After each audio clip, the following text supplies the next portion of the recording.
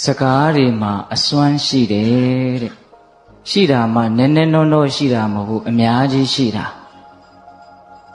မိမိပါးစပ်ကထွက်နေတဲ့စကားတွေမှာလည်းအစွမ်းရှိတယ်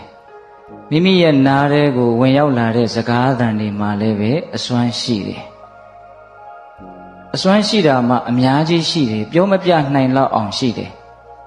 ဆိုးတဲ့ဘက်မှာလည်းပဲအစွမ်းတတ္တိတွေအကြီးအကျယ်ရှိတယ်ကောင်းတဲ့ဘက်မှာလည်းပဲအစွမ်းတတ္တိတွေအကြီးအကျယ်ရှိတယ်ဆိုးတဲ့ဘက်မှာလည်းပဲကိုပြောလိုက်မိလို့ပြောမိမှားလေခြင်းလို့နောင်တတွေနဲ့တွေးပြီးတော့ပူခဲ့ရတာလည်းပဲအကြိမ်ကြိမ်ရှိခဲ့ပြီဟုတ်လားမှန်ပါဗျာမိမိပြောလိုက်တဲ့စကားတစ်ခွန်းကြောင့်လောကီအကျိုးစီးပွားတွေဆုပ်ယုပ်သွားတာတွေလည်းကြုံဘူးကြလိမ့်မယ်တချို့ဆိုလို့ရှိရင်အသက်ဆုံးသည့်အထိစကားတစ်ခွန်းအတွက်နဲ့ပေးဆက်လိုက်ရတာမျိုးတောင်ရှိတယ်မှန်ပါဗျာဟုတ်လားမှန်ပါဗျာစကားတစ်ခွန်းမှားသွားတာနဲ့ဗမာစကားပုံလည်းရှိတယ်လေအသွားမတော်တလှမ်းအစားမတော်တလုတ်အပြောမတော်တော့တခွန်းနဲ့ဒုက္ခရောက်တတ်တယ်မှန်ပါဗျာဟုတ်ရလားမှန်ပါဗျာအေးကိုပြောလိုက်တဲ့စကားကတကယ်ကိုပဲအကြီးအကျယ်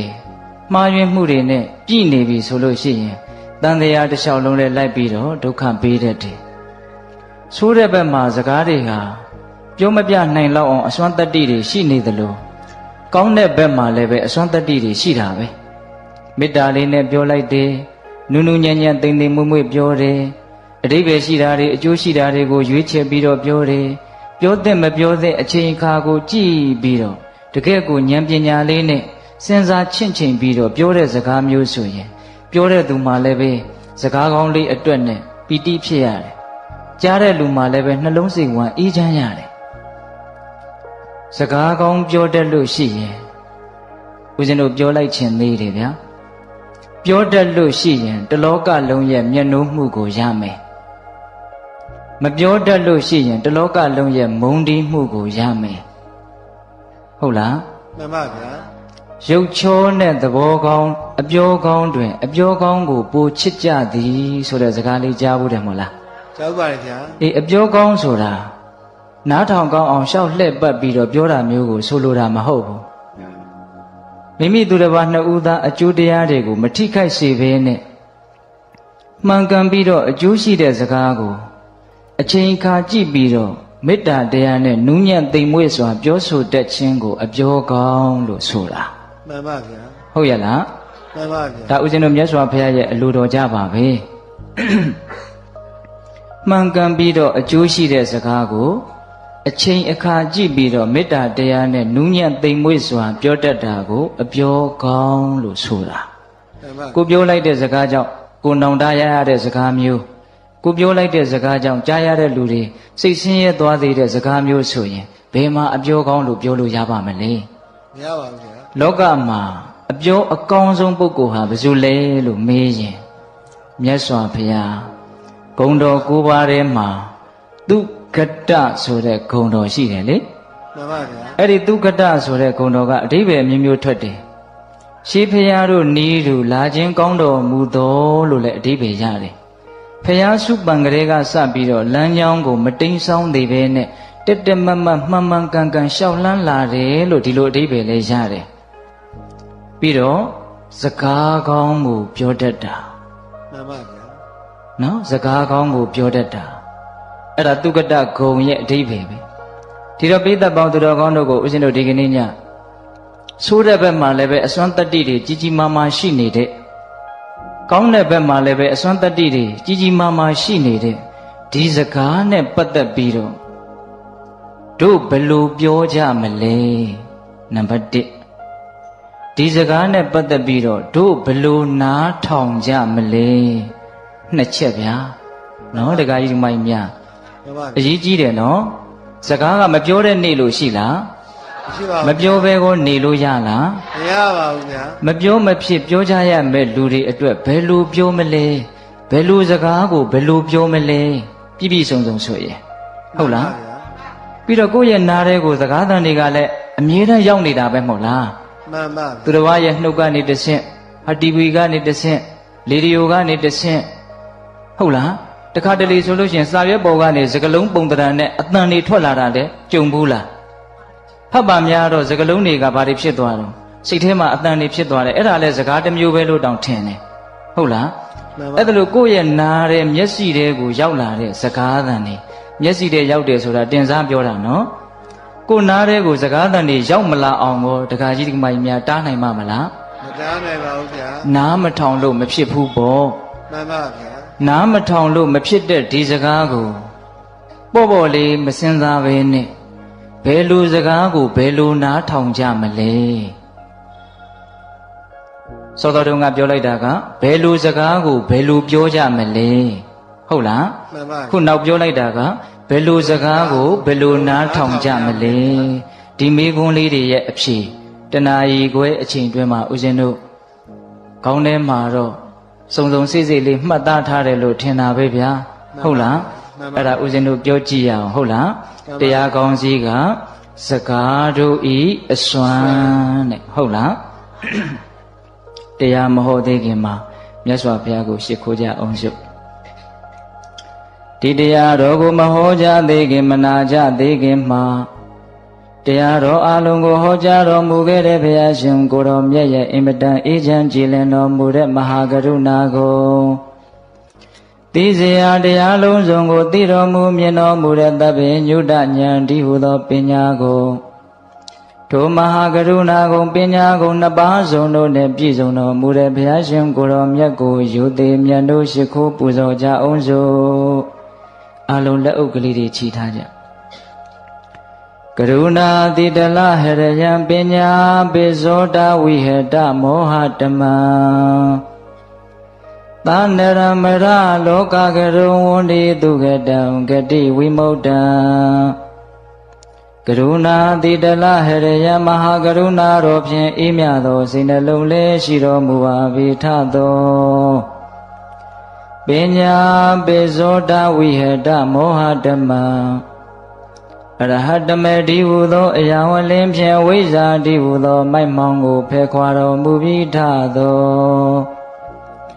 သာနရမရလောကကရုံလူနှမြမတတဝါနန္ဒတို့ဤကြောက်ဒီတန်တုအလေးကရုပြုရာတဆူရီသောဆရာသခင်လည်းဖြစ်တော်မူပါ၏ထသောဂတိဝိမု ddံ ဒေဝမနုဿာနိရယနှင့်ပေတတလိษံလာယရှိငါတန်သောဂတိတို့မှလီကင်လွတ်တော်မူပြီးထသောသူကတံတတဝါတို့အားအကျိုးများကြောင့်ဟုတ်မှန်သောစကားကောင်းကိုသာမြတ်ဆိုတော်မူပါ၏ထသောဗုဒ္ဓံသစ္စာလေးရတရားမြတ်ကိုလက်ပေါ်တင်ထားပရမညာကဲ့သို့ပြတ်သားထင်ထင်သိမြင်ပေတတ်ဘုရားရှင်ကိုယ်တော်မြတ်ကြီးကိုမေယံတရားဟောပုဂ္ဂိုလ်တရားနာပုဂ္ဂိုလ်ခေါ်ဆိုပညတ်ပရမတ်မှာမူယုံနံနှဖျားဖြစ်ကြပါသောဘုရားတပည့်တော်တို့သည်ဝိနေဝနာမှာကာယဝစီမနောချီ၍သုံးလီဒွါရပနာမဖြင့်ဒုက္ခယောကျိုးလက်ဆုံးမူကားရှိခိုးဥညွတ်ပါ၏မြတ်စွာဘုရားသာဓုသာဓုသာဓု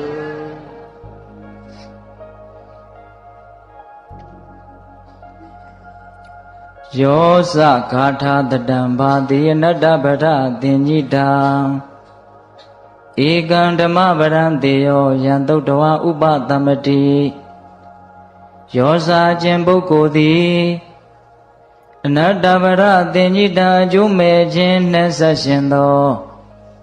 ဂါထာတတံတရားသောဂါထာတို့ကိုစီပါတေယအကယ်၍ပြောဆိုစေကာမူ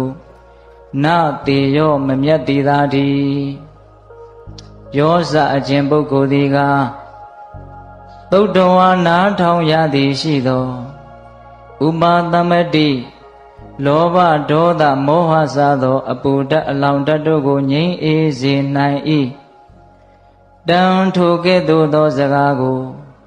ဧကံတခွန်းများဖြစ်သောတံဓမ္မပဒံထိုကဲ့သို့သောတရားစကားသည်သာလျှင်သေရောမြတ်လှပါပေ၏အကျိုးမဲ့ခြင်းနဲ့ဆက်ရှင်တဲ့တရားသောဂါထာတွေကိုပြောဆိုနေတော်လည်းပဲမမြတ်ပါဘူးတဲ့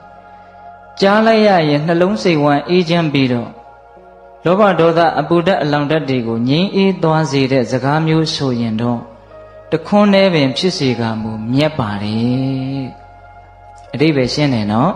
ရှင်းပါရဲ့ဗျာဘာမှအကျိုးမရှိတဲ့စကားတွေမြတ်စွာဘုရားကတော့ဂါထာတတံ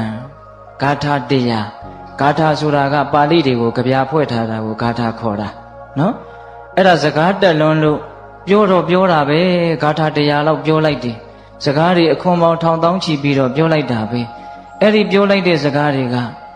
ဘာမှအကျိုးရှိတာမပါဘူးအကျိုးမဲ့ခြင်းနဲ့ပဲဆက်ရှင်နေတာ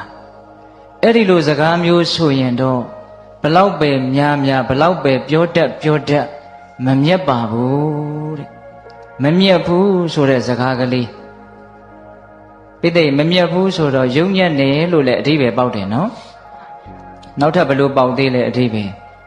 ရှုံးတယ်လို့လည်းအဓိပ္ပာယ်ပေါက်သေးတယ်မမြတ်ဘူးဆိုတော့ရှုံးပြီဗောဗျဟုတ်လားအနှစ်မရှိတဲ့စကားတွေကိုအများကြီးပြောတတ်လို့ပြောတော်လဲပဲအဲ့ဒါအမျက်မရှိဘူးယုံညံ့မှုသာရှိတယ်ရှုံးနိမ့်မှုသာရှိတယ်စကားမပြောတတ်ရင်စကားနားမထောင်တတ်ရင်အရှုံးကြီးရှုံးရမယ်အဆုံးကြီးဆုံးရဟုတ်လားပြောလိုက်လို့ရှိရင်တခွန်းနဲ့ပင်ဖြစ်စေကမူကြားလိုက်ရတဲ့လူရဲ့နှလုံးစိတ်ဝမ်းအေးချမ်းပြီးတော့ပူးနေတဲ့အပူတွေအေးသွားတာလောင်းနေတာတွေငြိမ်းသွားတာရှုပ်နေတာတွေရှင်းသွားတာအဲ့ဒါလိုမျိုးအစွမ်းတတ္တိရှိတဲ့စကားမျိုးဆိုရင်တော့တခွန်းနဲ့ပင်ဖြစ်စေကမူဗါတဲ့လေမြတ်ပြီတဲ့ဒီဂါထာလေးကိုအခြေခံပြီးတော့ဟောမှာဗျာဒီကနေ့ဟုတ်လားမှန်ပါဗျာစကားတွေဘလောက်များအနှစ်မရှိတဲ့စကားမပြောတတ်မဆိုတတ်ဖဲနဲ့ပြောလိုက်ဆိုလိုက်တဲ့စကားတွေဟာအကျိုးမဲ့တွေကိုသာဖြစ်စေတယ်ပထမပိုင်းစပြီးဘယ်လိုစကားကိုဘယ်လိုပြောမှလဲဆိုတဲ့မေခွန်းရဲ့အဖြေနော်မှန်ပါဗျာအဲ့ဒါကိုဦးဇင်းတို့မြတ်စွာဘုရားသုဘာတိတသုတ်တံဆိုပြီးတော့ဟောထားတာရှိပါတယ်မှန်ပါဗျာမှန်ကန်၍အကျိုးရှိသောစကားကိုတည်တည်ချာချာနားထောင်နော်မှန်ကန်၍အကျိုးရှိသောစကားကိုအချိန်အခါကြည့်ပြီးတော့မေတ္တာတရားနဲ့နူးညံ့သိမ်မွေ့စွာပြောတတ်ရမယ်ဘယ်နှချက်လဲ5ချက်ပြန်ပြောမယ်နော်မှန်ကန်၍အကျိုးရှိသောစကားကိုအချိန်အခါကြည့်ပြီးတော့မေတ္တာတရားနဲ့နူးညံ့သိမ်မွေ့စွာပြောဆိုတတ်ရမယ်ဒီအင်္ဂါနဲ့သာညီမယ်ဆိုရင်အလုံးသောတတ္တဝါတွေဟာအပြောကောင်းနေကြီးဖြစ်မှာဟုတ်လားမှန်ပါဗျာအဲ့ဒီမှာတော်တော်အရေးကြီးတာကတော့အချိန်အခါကိုကြည့်၍ဆိုတာလေးလေတော်တော်အရေးကြီးတယ်ပြောကျင်တိုင်းပြောလို့ဖြစ်တာမဟုတ်ဘူးဘလောက်မှန်ဘလောက်အကျိုးရှိပြောတဲ့အချိန်ကြမှပြောရတယ်မပြောတဲ့အချိန်ကိုမပြောရဘူးစောင့်နိုင်ရတယ်အောင့်နိုင်ရတယ်တခါတလေကြတော့ကိုကမစောင့်နိုင်ဘူးမအောင့်နိုင်ဘူးပြောချင်ရင်ပြောချလိုက်တယ်အဲ့ဒီမှာဒုက္ခရောက်တာဒါလေးနဲ့ပတ်သက်ပြီးတော့မြတ်စွာဘုရားကတော့ကြည်ကြဲပြန့်ပြန့်ပြောပါတယ်ရှင်ရာဟုလာကိုဟောထားတာရှိတယ်လေကြည်ရှုဆင်ခြင်၍စကားကိုပြောရ၏တဲ့ရှင်ရာဟုလာငယ်ငယ်လေးတုန်းကမြတ်စွာဘုရားဟောတာချစ်သားတဲ့မှန်ဟာဘာအကျိုးရှိလဲတဲ့ကြည်ခြင်းအကျိုးရှိပါတယ်ဖေဟာအဲ့ဒါလိုပဲတဲ့ပြောတော့မယ်ဆိုလို့ရှိရင်ငါပြောလိုက်တဲ့စကားဟာငါအတွက်သူ့အတွက်အကျိုးဆုပ်ယုပ်စေမှာလားအကုသိုလ်တွေများဖြစ်မှာလားလို့စဉ်းစားလိုက်အောင်တဲ့အကျိုးဆုပ်ယုပ်မယ်ဆိုရင်မပြောနဲ့မပြောခင်မှာစဉ်းစားရပြောနေစဲမှာလဲခဏလေးတွေ့ပြီးတော့စဉ်းစားလိုက်ပါအောင်ငါအခုပြောနေတဲ့စကားဟာငါအတွက်အကျိုးရှိလားသူ့အတွက်အကျိုးရှိလားအကျိုးမရှိဘူးဆိုရင်ရက်နိုင်ရမယ်ဖြတ်နိုင်ရမယ်ဟုတ်လားပြောပြီးတဲ့နောက်မှာလည်းပဲငါပြောခဲ့တဲ့စကားဟာငါအတွက်သူ့အတွက်အကျိုးရှိသလားအကုသိုလ်ဖြစ်နေသလားလို့စဉ်းစားရမယ်အကုသိုလ်ဖြစ်နေတဲ့အကျိုးမရှိဘူးဆိုရင်နောက်ငါဒါမျိုးနောက်မပြောတော့ဘူးလို့ဆုံးဖြတ်နိုင်ရမယ်ဒါရှင်ရာဟုလာကိုဟောထားတာဒါတော်တော်ကောင်းတယ်နော်တခါကြီးများဒါလေးနဲ့ပတ်သက်ပြီးတော့ဦးဇင်းတို့ဗိမိတာရမင်းကြီးရဲ့အမတ်ချုပ်ကြီးဝတ္တကာရပုံနာဆိုတာကြားဘူးမှာပါနောက်တော့အဇာတတမင်းကြီးရဲ့ပရောဟိတ်အမတ်ကြီးဖြစ်ပြီးတော့ဦးဇင်းတို့ဝေသာလီပြည်ကြီးကိုစကားတူတူလေးပြောပြီးတော့သွားခွဲတာလေကြားဘူးတယ်နော်ဝတ္တကာရပုံနာအင်မတန်ညံများတာ အဲ့ဒီပုံနာကြီးကမြတ်စွာဘုရားတည်ရောက်လာပြီးတော့မြတ်စွာဘုရားကိုလျှောက်တယ်အရှင်ဘုရားတဲ့တပည့်တော်ရဲ့အယူဆလေးကိုပြောပြရစီပြောပါတပည့်တော်ရဲ့အယူဆကတော့မြင်တာကိုမြင်တဲ့အတိုင်းပြောတတ်တယ်ကြားတာကိုကြားတဲ့အတိုင်းပြောတတ်တယ်တွေ့တာကိုတွေ့တဲ့အတိုင်းပြောတတ်တယ်သိတာကိုသိတဲ့အတိုင်းပြောတတ်တယ်လို့တပည့်တော်ယူဆပါတယ်တဲ့အပေါ်ယံကြည့်ရင်တော့တော်တော်ဟုတ်တယ်လို့ထင်ရတယ်မြင်တာကိုမြင်တဲ့အတိုင်းကြားတာကိုကြားတဲ့အတိုင်းသိတာကိုသိတဲ့အတိုင်းတွေ့တာကိုတွေ့တဲ့အတိုင်းပြောတတ်တယ်တဲ့ဒီတော့မြတ်စွာဘုရားကလက်မခံဘူးဗျဒကမာကြီးတွေလက်မခံဘူးနော်မြင်တာကိုမြင်တဲ့အတိုင်းပြောတတ်တယ်ဆိုတဲ့စကားကိုလက်မခံဘူးအဲ့ဒီတော့မြတ်စွာဘုရားကဘာအမိန့်ရှိလို့ဆိုတော့ဒကာကြီးတဲ့မြင်တာကိုမြင်တဲ့အတိုင်းကြားတာကိုကြားတဲ့အတိုင်းသိတာကိုသိတဲ့အတိုင်းတွေ့တာကိုတွေ့တဲ့အတိုင်းတကယ်လို့ပြောလို့များအကုသိုလ်တွေများပြီးတော့ကုသိုလ်တွေနည်းသွားမယ်ဆိုရင်မပြောသင့်ဘူးလို့ငါယူဆတယ်တဲ့မှန်ပါဗျာနော်မြင်တဲ့အတိုင်းပြောလိုက်လို့အကုသိုလ်တွေများသွားမယ်ကုသိုလ်တွေနည်းသွားမယ်အကျိုးတွေမဲ့သွားမယ်ဆိုရင်မြင်တဲ့အတိုင်းမပြောနဲ့မပြောပါနဲ့ဟုတ်လားမှန်ပါမြင်တာကိုမြင်တဲ့အတိုင်းကြားတာကိုကြားတဲ့အတိုင်းသိတာကိုသိတဲ့အတိုင်းတွေ့တာကိုတွေ့တဲ့အတိုင်းမပြောလို့များအကုသိုလ်တွေများပြီးတော့ကုသိုလ်တွေနည်းမယ်ဆိုရင်တော့အဲ့ဒါပြောလိုက်တဲ့မပြောလို့အကုသိုလ်များမယ်ဆိုရင်ပြောလိုက်မှန်ပါဗျာပြောလို့အကုသိုလ်များမယ်ဆိုရင်မပြောနဲ့မှန်ပါဗျာအဲ့ဒီတော့ဒီစကားလေးရဲ့အနှစ်ချုပ်ကဘာလဲဆိုတော့သေးသေးချာချာလေးစဉ်းစားပြီးတော့ပြောသင့်မှပြောဆိုတဲ့အဓိပ္ပာယ်မှန်ပါပိဋကဘာလို့သင့်မှဘာလို့ရမယ်ပြောသင့်မှပြောပါဗျာပြောသင့်မှပြောမြင်တိုင်းမပြောနဲ့မှန်ပါဗျာဟင်အထူးသဖြင့်အသက်ကြီးတဲ့လူတွေကိုမှားခြင်းတယ်ဗျာအိမ်မှာမြင်နေတာတွေကိုမြင်တိုင်းမြန်သွားမပြောလိုက်ပါနဲ့ကြားတိုင်းမပြောလိုက်ပါနဲ့မှန်ပါကိုသိတာတွေကိုသိတဲ့အတိုင်းမပြောလိုက်ပါနဲ့မှန်ပါဗျာကိုသိတာကိုသိတဲ့အတိုင်းပြောမိလို့ဒုက္ခရောက်တာတွေအများကြီးရှိတယ်ရှိပါတယ်ဗျာမမှန်လို့မဟုတ်ဘူးနော်မှန်ပါမမှန်လို့မဟုတ်ဘူးမြင်တာကိုမြင်တဲ့အတိုင်းသိတာကိုသိတဲ့အတိုင်းပြောလိုက်လို့ဒုက္ခတွေများသွားတာအခုဒီလောကကြီးမှာလည်းရှိတယ်ဟိုးရှိတုန်းကလည်းရှိတယ်အခုလည်းရှိတယ်နောင်လည်းရှိနေမှာပါပဲတာရကတွေက